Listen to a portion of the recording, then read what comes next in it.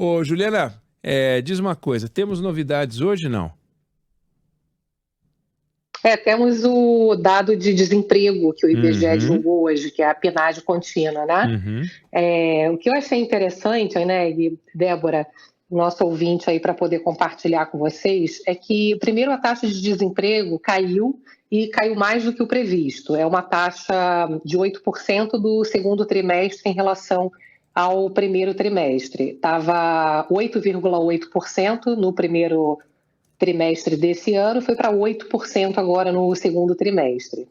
É sempre bom a gente comparar com o mesmo período do ano passado, porque normalmente início de ano o desemprego é maior. Normalmente tem dispensa de trabalhadores temporários de Natal. Então, você vê também na comparação com o segundo trimestre de 2022 uma queda grande aqui da taxa de desemprego, de 9,3% para 8%. E o que é interessante que eu acho dessa informação é que, assim, primeiro, é verdade que a taxa de desemprego está surpreendendo para melhor. Os indicadores de desemprego estão resistindo, apesar da economia já estar desacelerando. Mas o que eu acho interessante é que a taxa de desemprego ela não seria tão baixa se a gente tivesse a mesma quantidade de brasileiros que saiu do mercado de trabalho por causa da pandemia e que até agora não voltou todo o percentual de pessoas, todo o volume de pessoas que saiu. É muita gente, é em torno de 5 milhões de pessoas. E onde estão essas pessoas? Você tem estudo por todos os lados aqui, mas um que me parece aqui, acompanhando os estudos aqui de gente que entende aí do assunto, coincide com uma parte aqui do ano onde a população começa a receber mais auxílios. Bolsa Família, aquele R$ 150 a mais por famílias com crianças até 6 anos, benefícios estaduais também. Então, se essas pessoas todas não tivessem sido amparadas por políticas governamentais, mais gente estaria procurando trabalho. E a taxa de desemprego ela é calculada a partir da diferença entre pessoas que procuram e a quantidade de vagas oferecidas. É verdade que você tem vagas sendo oferecidas, você tem um emprego crescendo ainda, tem mais gente conseguindo trabalho, mas também tem o outro lado que não tem tanta gente procurando trabalho quanto se deveria se não tivesse Ô, tido, né, essa redução, esse aumento aí da proteção social. Então, achei interessante, né, imaginar que seria em torno de 11% a taxa de desemprego se as se não pessoas tivesse, estivessem procurando. tivessem Agora, procurando. deixa eu te perguntar uma coisa. Cada pessoa tem a sua inflação. Cada grupo social tem a sua própria inflação. Depende do que você consome, os preços variam mais ou menos, né? E cada pessoa, digamos assim, cada grupo social também tem sua taxa de desemprego.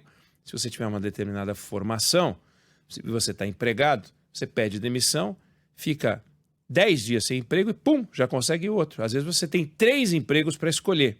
E tem gente que tem 3 vagas abertas e não consegue preencher. Então, tem gente que é hiper empregável e, portanto, nem sabe. Para ele, se você fala que a taxa é 8, 11, para ele é zero, porque ele sempre tem emprego, porque ele é qualificado.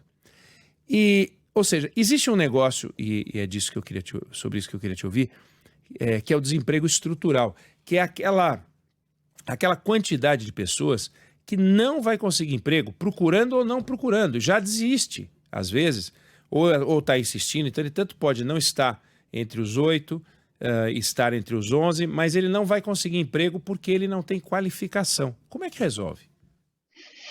Pois é, essa é uma discussão estrutural, né, e que a gente sempre bate nessa tecla, porque é muito importante realmente entender por que essas pessoas, ao invés de estarem no mercado de trabalho, elas estão precisando ser acolhidas pelas políticas públicas, né? Então, isso demonstra que uma coisa interessante que tem a ver com isso que você está dizendo nos dados é que quando a gente olha o salário médio sobe. E aí parece que as pessoas estão ganhando mais, né? Só que não é bem assim. Quando a gente vê, Eneg, as pessoas que não estão trabalhando, são as pessoas justamente que têm trabalhos que pagam menos. Então, quando essas pessoas saem do mercado de trabalho, né, aí você pega a média dos salários, parece que o salário subiu, só que não, você tirou uma parte importante ali daquela renda que é mais baixa, do trabalho, e Sim. substituiu pela renda da proteção social. Então, claro que tem que ter a proteção social, né? Você tem que fazer a política pública necessária para que essas pessoas, enfim, possam sobreviver, mas isso tem que ser uma coisa temporária, né? Então, isso que você está trazendo é Uhum. fundamental, E porque a tecnologia avança, e quanto mais, né, o tempo vai passando, e as pessoas que não têm treinamento, as pessoas que são ali mais... Tem uma questão maior ali de educação formal, elas vão ficando para trás, né? E, Juliana, daí a importância do IBGE, né? Daí a importância de ser um trabalho técnico, daí a discussão em torno da escolha do novo presidente do IBGE, porque se você quiser manipular os dados, é uma beleza. Você fala, ó, caiu de tanto para tanto, a taxa de desemprego fica parecendo que tem um monte de gente empregada, subiu a renda média, fica parecendo que as pessoas estão ganhando mais, e o que você está falando é que se a gente não fizer uma interpretação honesta dos dados, corre o risco de a gente achar que o Brasil ou está melhor do que está, ou está pior do que está. O Brasil tem que estar como está, e o retrato dos dados tem que ser fiel. Então, o presidente do IBGE, o novo presidente do IBGE, gerou polêmica por medo de uso político dos dados. Esse cargo é técnico, né? Ou pelo menos a orientação tem que ser técnica, né, Juliana? Ele não é para ser alguém que participe do debate político, não? Isso com certeza. Agora eu vou te falar, viu, Eneg, em vários governos sempre tem movimentação de ter interferências em órgãos que são órgãos do Estado, não são órgãos de governo. Como foi o próprio IPEA, né, quando o Pockmann era presidente do IPEA, o próprio governo Lula e o governo Bolsonaro também teve essa discussão toda lembra do discurso também de dizer que os dados estavam errados e tal. O que eu acho importante é que passa governo, né, vem governo, passa governo, troca de governo, e o IBGE está ali firme e forte. Eu conheço ali a fundo, eu cobri durante muitos anos o IBGE, tem uma equipe técnica altamente qualificada e o IBGE é um órgão de Estado. Fundamental Eu, isso. eu tenho uma crença, né, que não vai ser possível porque tem uma estrutura muito robusta, técnica, e imagino, tomara, né, Eneg, que não haja nenhuma tentativa novamente De de politização, interferência claro. no IBGE, Você exatamente. você está se referindo ao governo Bolsonaro, teve uma demissão, que foi o chefe do INPE, foi demitido, né? Demitiram o camarada que chefia o INPE, né? Por causa de denúncia, quando falava de desmatamento da Amazônia, deu É uma verdade. confusão naquela época.